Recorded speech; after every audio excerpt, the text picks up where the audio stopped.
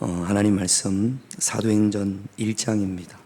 사도행전 1장 12절에서 17절까지 말씀 보겠습니다.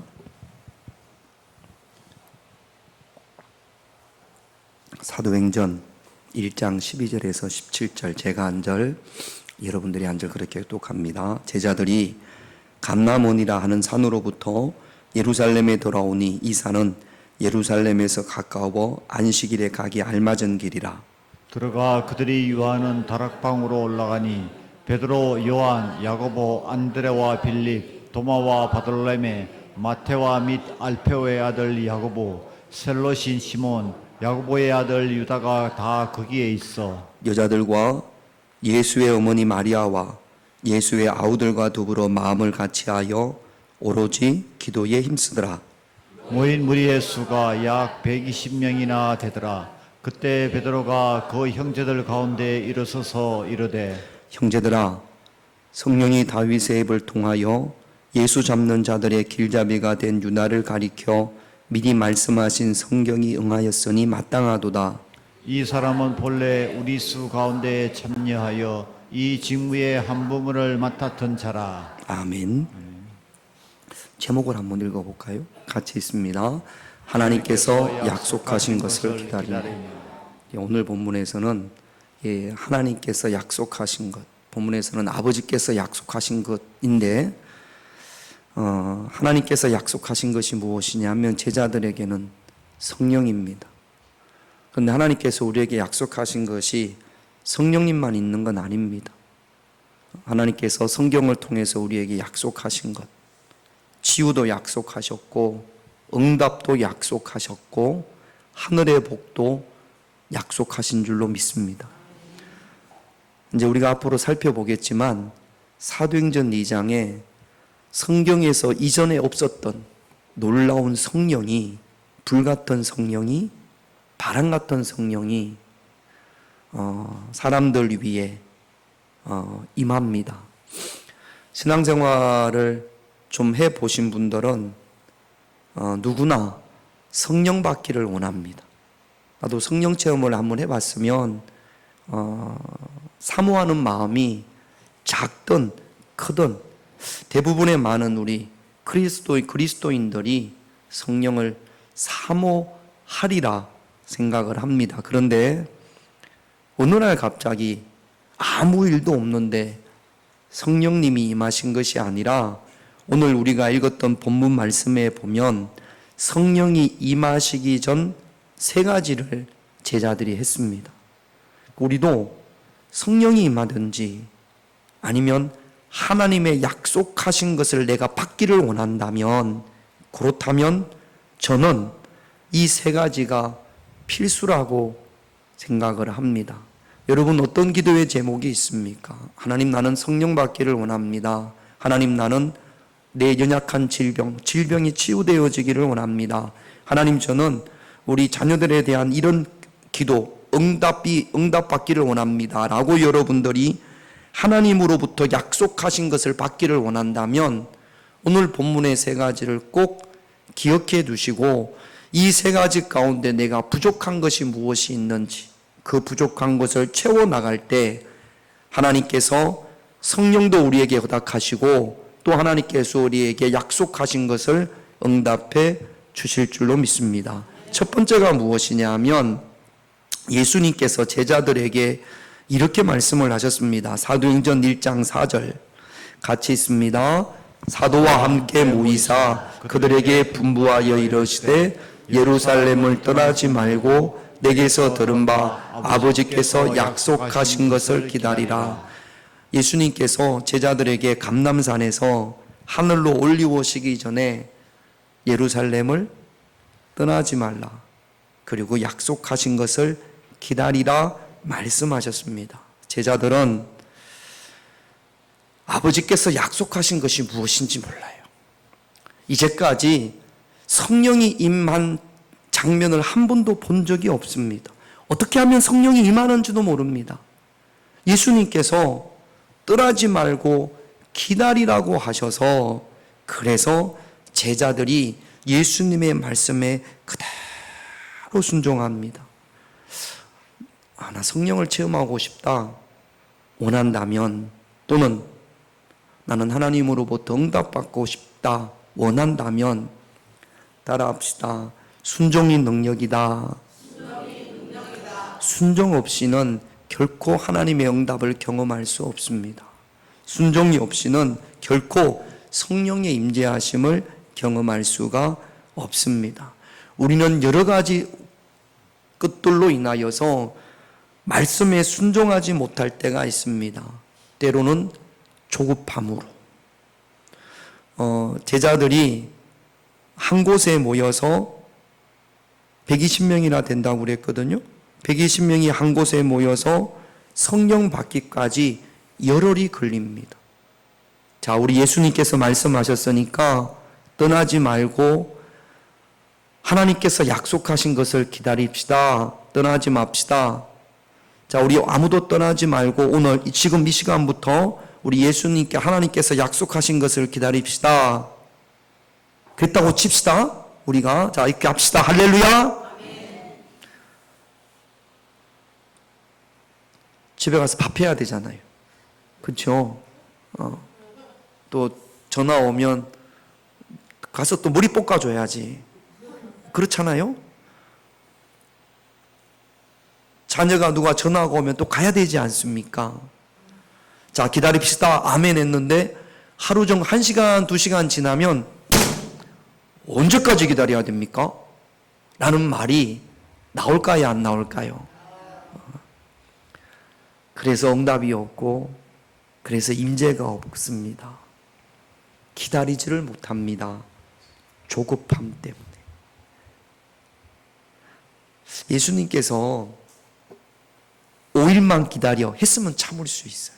아니면 예수님께서 열흘 기다려 그러면 어떻게든지 한번 참아볼 수 있지 않을까, 기다려 볼 수 있지 않을까. 그런데 언제까지 기다리라는 말씀을 예수님께서 안 하셨습니다. 전에 같으면 예수님의 십자가와 부활을 경험하지 않았을 것 같으면 엠마오로 내려가고 갈릴리로 내려가고 사마리아라고 하고 다 그랬을 텐데, 제자들은 그때하고는 다릅니다. 예수님의 십자가와 부활하신 예수님을 경험을 했기 때문에 제자들이 한 마음으로 순종합니다. 여러분, 응답받기를 자 따라합시다. 눈을 뜨고 입을 다물자. 반대로 하면 안 돼요. 눈을 감고 입을 뜨면 안 됩니다. 다시 한번 눈을 뜨고 입을 다물자. 말씀을 보십시다. 성경에 있어서 모든 하나님의 역사는 순종함에 있었습니다. 12절 말씀을 한번 볼까요? 오늘 우리가 읽었던 12절 같이 있습니다. 제자들이 감람원이라는 산으로부터 예루살렘에 돌아오니 이 산은 예루살렘에서 안식일에 가기 알맞은 길이라. 감람산에서 다 예루살렘으로 옵니다. 아마 한 명도 이탈자가 없었던 모양이에요. 저는 이래서 못 갑니다. 저는 이래서 못 갑니다. 여러분, 120명이라고 그랬거든요. 120명이 한 곳에 모여 있는 것 자체가 벌써 놀라운 기적입니다. 120명이 순종한다는 것 자체가 벌써 기적의 시작이고 성령의 임재의 어떤 스타트를 끄는 거나 마찬가지입니다. 여러분, 요한복음 2장에 보면 물이 변하여 포도주가 되잖아요. 물이 변하여 포도주가 되어지는데 결정적인 역할을 한 사람들이 누굽니까? 하인들이에요. 하인들의 무엇이? 순종이. 예수님께서 포도주가 모자란다고 이야기를 하자 하인들에게 항아리에다가, 발 씻는 항아리에다가 물을 담으라고 한단 말이죠. 자, 예배가 끝났는데 지금 이제 예배 끝난 거 우리 밥 먹잖아요. 밥 먹는데 누가 저한테 목사님, 김치찌개가 모자랍니다. 그러면 제가 우리 김용래 권사님한테 화장실에 그 걸레 빠는 통 있죠? 거기다가 물 가득 채우십시오. 그러면 우리 김용래 권사님이 할까요, 안 할까요? 저분 성격에 절대 안 합니다. 목사님 김치찌개가 없다니까요. 그럴 거란 말이죠. 이게 상식적이지 않잖아요. 이성적이지 않잖아요. 합리적이지 않잖아요. 그래서 우리가 순종하지를 못하는 겁니다. 그건 성경에나 있는 이야기고, 그러다 보니까 성경에 나타난 여러 가지 놀라운 역사들을 우리가 경험도 못하고 체험도 못하는 거죠. 순종이 능력입니다. 그래서 순종하지 않았던 사울을 향해서 사무엘이, 여러분 요거 좀 명심했으면 좋겠어요. 사무엘상 15장 22절. 사무엘상 15장 22절 같이 있습니다. 사무엘이 이르되 여호와께서 번제와 다른 제사를 그의 목소리를 청종하는 것을 좋아하신 같이 좋아하게 하시나이까. 순종이 제사보다 낫고 듣는 것이 수양의 기름보다. 이게 예배드리는 것보다 무엇이 우선이라고요? 순종이 우선이라고요. 예배드리는 것보다. 그리고 수양의 기름, 하나님 앞에 헌금을 많이 하는 것보다 무엇이 우선이라고요? 순종이 우선이라고요. 하나님 앞에 봉사하는 것보다 무엇이 순종이라고요? 무엇이 먼저라고요? 순종이 먼저라고요. 여러분, 순종하지 않고 예배드리는 경우 있을까요? 없을까요? 있습니다. 순종 없이 헌금하는 경우 있을까요? 없을까요? 있습니다. 봉사, 순종하지 않고 봉사하는 경우, 내 마음대로, 내 뜻대로, 내 생각대로 그렇게 봉사하는 경우도 교회 안에서 은근히 많이 있어요. 그러니까 여러분, 내가 무엇을 하는 대단한 열정보다 더 중요한 것은 하나님 말씀에 순종하는 겁니다. 기도하는 것보다 더 중요한 것이 하나님 말씀에 순종하는 겁니다. 할렐루야. 말씀에 순종합시다. 우리 주방 봉사하시는 분들 말씀에 순종합시다. 할렐루야. 안 해요. 내 마음대로 하지. 안 해요. 자, 제가 교회를 위해서, 교회의 덕을 위해서 주일 정심은 반찬을 밥, 찌개 아니면 국, 그 다음에 김치, 그 다음에 반찬 하나, 이렇게만 하세요 라고 말씀을 드렸습니다. 목회자는 교회 전체를 보니까 우리 한 분이 막 뻑적지근하게 했어요. 막 소고기 굽고 갈비 굽고 막 했어요. 좋아요, 안 좋아요? 너무 좋죠. 그 다음 사람은요, 너무 부담이 돼. 나는 그렇게 못하는데, 나는 겨우 해봐야 콩나물국 하나 끓일 수밖에 없는데, 나는 봉사를 할 수 있는 자격이 안 되나 봐. 그리고는 목사님, 저는 주일 정신 봉사를 못 하겠어요. 저는 김치찌개 하나 끓일 수밖에 없는데 못 하겠어요. 그런 경우 있을까요, 없을까요? 목회자의 마음은 어떻겠어요? 뻑적지게 잘 먹고 그 다음이 없어지면 목회자는 전체를 보니까 이거는 옳지 않습니다. 그래서 절제를 시켜요. 권사님 또는 집사님, 그렇게만 해주세요. 그렇게 부탁을 해도 목회자의 마음을 알지를 못하는 건지, 교회를 목회를 하는 하나님의 마음을 모르는 건지, 그래도 잘 먹어야 되지 않습니까? 그렇게 말씀하시면 말씀을 안 따르는 분들이 있어요. 부탁드리겠습니다. 순종이 먼저입니다. 할렐루야. 이렇게 이야기하면 또 속으로 만세 그러지. 나는 김치만 하나 올려놔야지. 아니에요. 정성을 다해야지. 정성을 다하되 배려입니다. 다른 사람을 배려하는 거예요. 여러분, 김치찌개를 하나 끓여도 물하고 김치만 넣는 거하고 어떻게든지 맛을 내려고 하는 거는 달라요, 같아요? 달라요. 정성을 다하되 순종해서 다른 사람을 배려해서 그렇게 순종이 먼저입니다. 할렐루야. 최근에 우리 교회 오셔서 예배드리고 식사하시는 분들은요, 우리 교회 밥이 너무 맛있답니다. 유태성 군사님 그렇죠? 그게 왜 그러냐면요, 사실은 별로 맛이 없는데 예배를 드리면서 물이 변하여 포도주가 되는 것처럼 순종해서 맛있는 거예요. 할렐루야. 그러니까 여러분, 봉사보다 더 중요한 게 뭐라고요? 순종이라고요. 꼭 그렇게 해주시기를 주님의 이름으로 부탁을 드리겠습니다. 사무엘이 사울 왕에게 그랬거든요.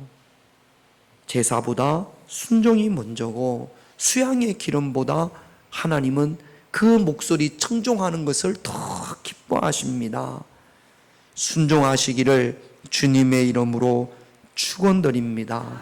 순종해서 여리고성을 들어왔을 때 큰 여리고성이 한꺼번에 무너진 줄로 믿습니다. 성령 받기를 원한다면, 응답 받기를 원한다면, 하나님의 복을 받기를 원한다면 따라합시다. 순종하자. 할렐루야. 순종하려면 내 걸 내려놔야 돼요. 내 걸 내려놓고 말씀에 순종하기를 바랍니다. 자, 예수님의 제자가 12명인데 한 명 가룟 유다가 빠지고 예수님의 11명의 제자와 여자들과 그렇게 해서 모여보니까 오늘 성경에 보니까 모인 인원이 120명이에요. 120명이 모였습니다. 어디에서 모였냐면 그곳이 마가의 다락방이라고 일컬어지는 곳에 모였어요. 자, 저 보세요. 자, 이제 모여서 뭐 해야 될까요? 떠나지 말라고 그랬으니까, 예루살렘을 떠나지 말고 기다리라고 했으니까, 그 버스 기다리는 것처럼, 그 터미널에서 기차 기다리는 것처럼 한 곳에 모여서 일단은 모여 있습니다. 그러면서 이제, 자, 저 보세요. 서로 눈만 끔뻑.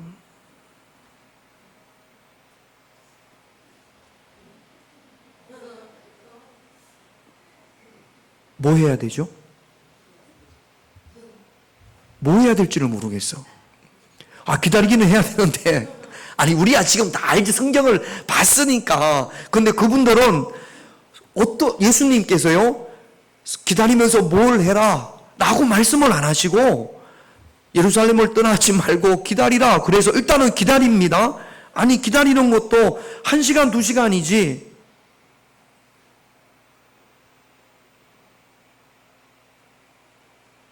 뭐 한대요? 이제 전에는 예수님이 계셨어요. 예수님이 하시라고 하는 대로 하면 돼. 근데 지금 예수님께서 베드로야, 네가 대표를 해라. 그렇게 말씀도 안 하셨고.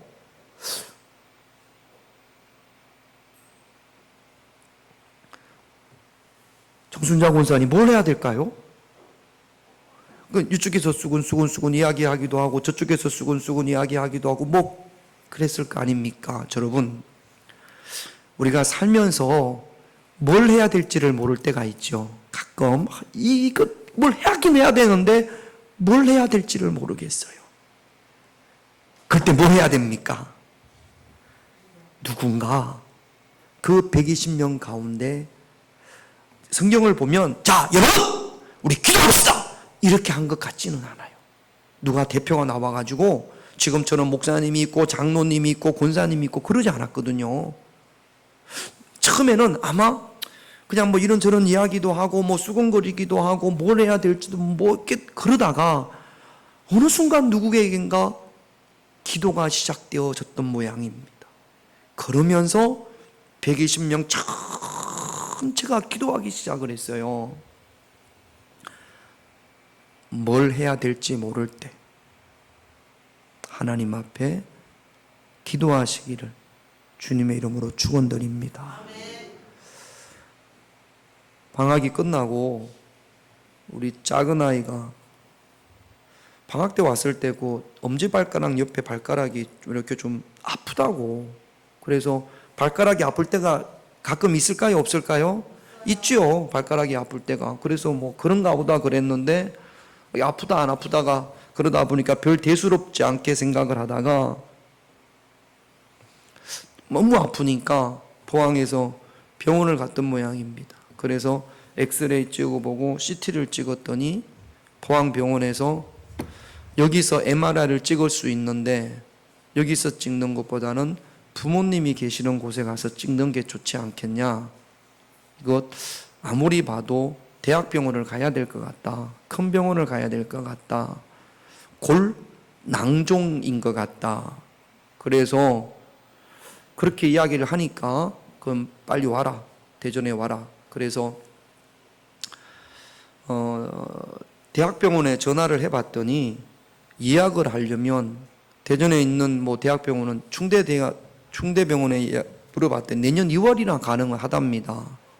이게 뭔가를 알아야 되는데 그래서 수소문을 해서 둔산동에 있는 정형외과에 전화를 했더니 이런데 진료가 가능하냐? 그랬더니 와라. 그래가지고 MRI를 찍었습니다. 그랬더니 의사가 젊은 분이 왜 이런 병이 걸렸는지 모르겠습니다. 뭐 다친 경우도 아닌 것 같고 그러면서 뭐라고 하냐면 골수염인 것 같다. 나도 자세히 모르겠다. 내가 어떻게 할 수가 없다. 대학병원으로 가야 될 것 같다. 골수염일 수도 있고 종양일 수도 있다. 뭐 사진에 보니까 발가락이 하나가 여기 엄지발가락 옆에 검지발가락이 하얘요. 그래서 대학병원에 전화를 해봤다.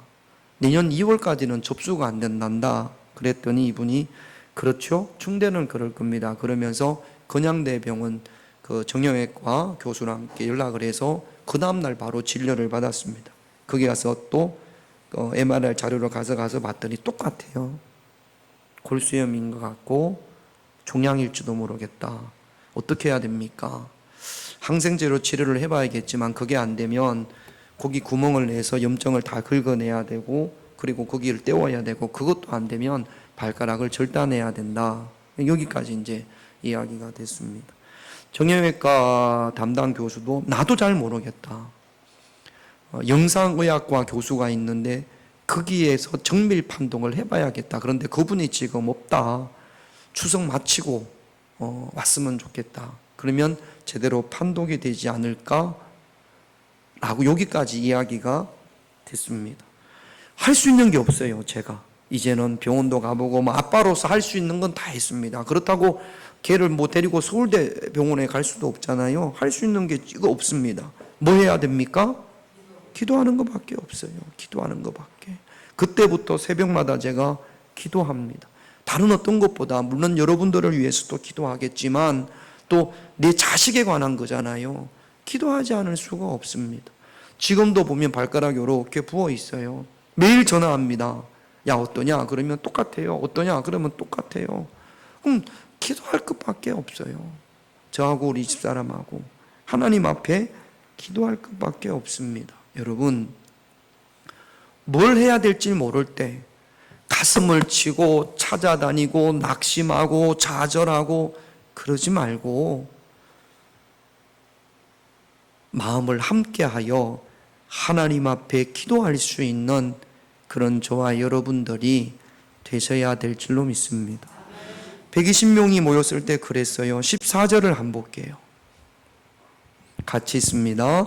여자들과 예수의 어머니 마리아와 예수의 아우들과 더불어 마음을 같이하여 오로지 기도에 힘쓰더라. 더불어서 마음을 같이해서 오로지 기도에 힘썼다. 몇 명이?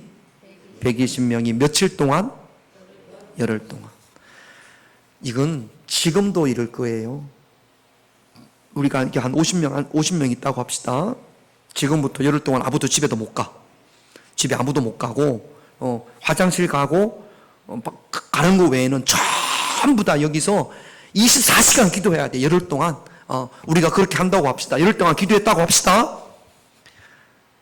어떤 일이 벌어질까요? 여기서 자고 여기서 먹고 교회 밖을 떠나지를 않아. 여기서 우리가 열흘 동안 그냥 기도만 했다고 합시다. 저는 사도행전 초대교회 못지않는 놀라운 역사가 이곳에서 일어나지 않을까 생각을 합니다. 안 그렇겠습니까? 그런데 그렇게 못하죠. 집에서 찾아올 겁니다. 아마 경찰들이 찾아올지도 모르겠어요. 우리 아버지가 실종됐다고. 열흘 동안 120명이 모여서 함께 기도하는 것 자체가 이미 하나님의 놀라운 역사입니다. 그걸 초대교회가 해냅니다. 더불어 마음을 같이하여. 오로지 나는 것은 다른 데 흐트러지지 않고 오직 기도에 있었습니다. 이거는 우리 개인도 마찬가지예요. 여러분 기도해 보셔서 알지만 기도할 때 자꾸 마음이 흐트러질 때가 있어요. 이 생각하다가 저 생각하다가 이 생각하다가 꾹뻑 졸다가. 그런데 이 이야기가 집중입니다. 집중적으로 열흘 동안 기도하면 이게 초대교회, 그 당시 초대교회 교인들의 모습이었습니다. 순종하고 집중해서 더불어 함께 기도하는, 그때 성령이 임재하시고 하나님께서 응답하실 줄로 믿습니다. 사도행전 2장에 가면 그곳에 성령이 임하거든요. 사도행전 2장 1절을 한번 볼게요. 같이 있습니다. 오순절날이 이미름에 그들이 다 같이 한 곳에 그날도 한 곳에 모여 있었어요. 그날도 한 곳에 모여서 더불어서 마음을 집중했습니다. 그렇게 기도할 때 강력한 성령의 임재가 그곳에 나타난 줄로 믿습니다. 그럴 때 우리의 마음의 상처도 치유되어지고 우리 몸의 질병도 치유되어지고 하늘의 문이 열리고 응답하여 주실 줄로 믿습니다. 그런데 한 가지가 더 있어요. 성령이 임하기 전에 오늘 본문 말씀에 보면 기도하다가 갑자기 베드로가 일어납니다. 베드로가 일어나서 이런 제안을 합니다. 16절 17절, 오늘 우리가 읽었던 본문 16절 17절 같이 있습니다. 형제들아, 성령이 다윗의 입을 통하여 예수 잡는 자들의 길잡이가 된 유다를 가리켜 미리 말씀하신 성경이 응하였으니 마땅하도다. 이 사람은 본래 우리 수 가운데 참여하여 이 직무의 한 부분을 맡았던 자라. 누구 이야기입니까? 가룟 유다에 대한 이야기. 요 뒤에 보면 가룟 유다가 자살을 해서 창자가 나오고 이런 이야기가 나옵니다. 여러분, 가룟 유다가 어떤 사람입니까? 예수님을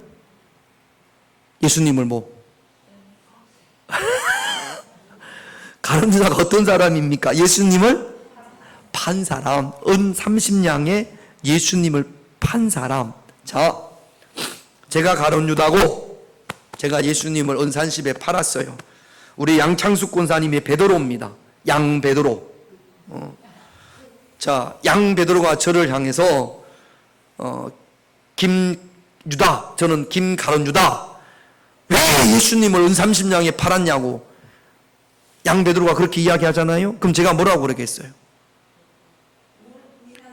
너는 세 번이나 부인했잖아. 그러면 양 베드로 할 말이 있어요, 없어요? 할 말이 없어요. 너는 도망갔잖아. 빼가벗고 도망갔다며. 야, 내가 예수님을 팔았다고 하자. 예수님이 십자가에 달릴 때 한 번도 예수님을 지켜주는 제자가 한 명도 없다며? 그렇게 이야기 안 하겠습니까? 너나 잘해. 그런 이야기 안 하겠습니까? 가룟 유다는요, 11명의 제자의 상처예요. 여러분, 우리가 옛날에 과거에 크게 실수한 거, 잘못한 거 누가 이야기하면, 누가 그런 주제를 꺼내면 계속 이야기하고 싶어요? 아니면 안 하고 싶어요? 제발 그 이야기를 안 했으면 좋겠는데 저 인간이 또 그 이야기를 꺼내네? 그런 마음일 거란 말이죠.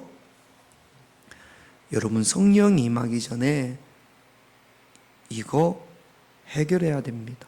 17절 말씀에 보면 이 사람은 본래 우리 수 가운데 있어요. 여러분, 예수님의 사도가 몇 명이죠? 12명. 12명이 완전수라고 해요. 오늘 그 마가의 다락방에 몇 명이 모였습니까? 120명이에요. 12명, 120명. 그런데 모인 수는 120명인데 12사도 가운데 한 명이 빠졌습니다. 그래서 11명이에요.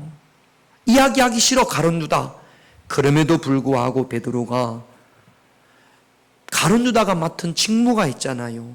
그 부분이 비어 있어요. 결혼되어졌어요. 그래서 그것을 채우자라고 하는 겁니다. 부끄럽지만 상처이지만 성령의 임재하심을 위하여 순종해야 됩니다. 성령의 임재하심을 위하여 응답받기 위하여 합심하여 기도해야 됩니다. 마지막 세 번째는요, 내 신앙생활에 있어서 비어있는 부분. 여러분, 여전히 죄 가운데 있으면서 늘 이게 양심의 가책을 느끼면서 어떻게 성령의 임재하심이 있겠습니까? 이거 해결해야 되지 않겠습니까? 그것을 채울 때 2장에 가면 본격적으로 성령이 임하십니다. 베드로가 사람들에게 이렇게 이야기한 적이 있습니다. 사도행전 2장 38절 같이 있습니다. 베드로가 이르되 너희가 회개하여 각각 예수 그리스도의 이름으로 세례를 받고 죄 사함을 받으라. 그리하면 성령의 선물을 받으리니. 베드로의 경험일 거예요. 같이 모여서 기도했습니다. 처음에는 각자 기도했겠죠. 가룟 유다의 이야기를 한 걸 보면 이때부터 이들이 하나님 앞에 회개하기 시작을 했을 겁니다.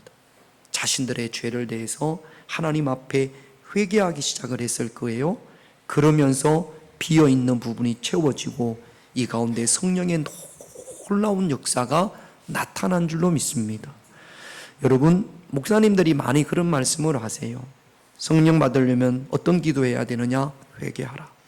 과거의 나의 잘못에 대해서 하나님 앞에 회개하라. 이미 죄사함 받았을지라도 지금도 여전히 죄 가운데 있다면 먼저 하나님 앞에 회개하라. 회개할 때 성령이 강력하게 임한다라는 이야기를 우리 과거의 선배 목사님들이 많이 말씀하셨고 그것은 지금도 그대로 유효하리라고 생각을 합니다. 우리나라에 기독교가 들어오면서 크게 부흥했을 때가, 부흥의 바람이 불었을 때가 있습니다. 그게 1907년도 평양 대부흥 운동에서 시작됐다고 해요.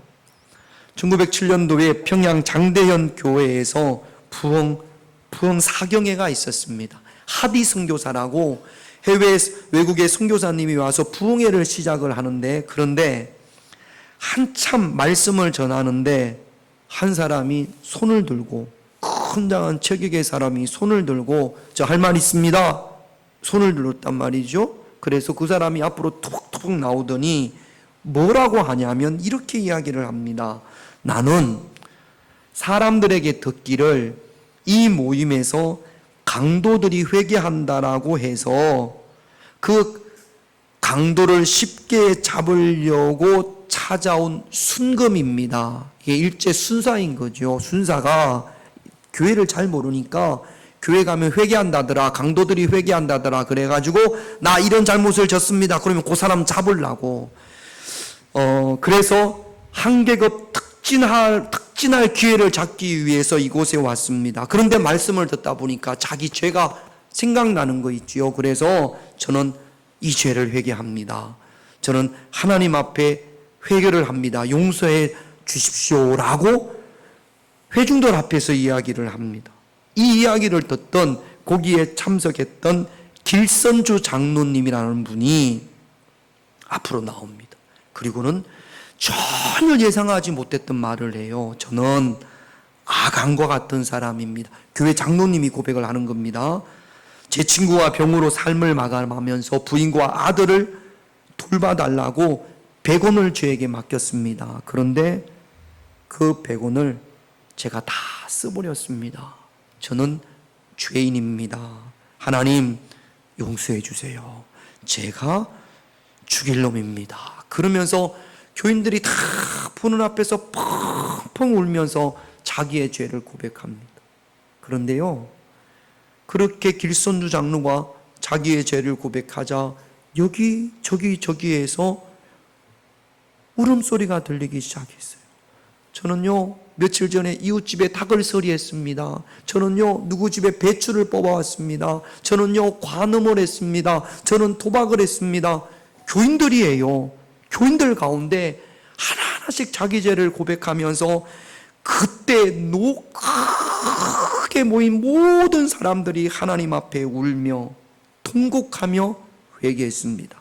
그때 선교사들이 그 상황을 미국으로 보고를 했는데 마치 오순절날 다락방에 성령이 임했던 것처럼 그 장대현 교회에 놀라운 성령의 역사가, 그러면서 일제시대 조선이었죠?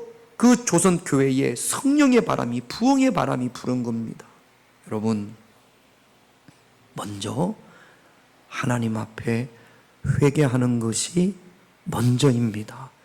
회개한 그곳에 하나님의 성령이 임하시고 하나님의 치유의 역사가 나타날 줄로 믿습니다.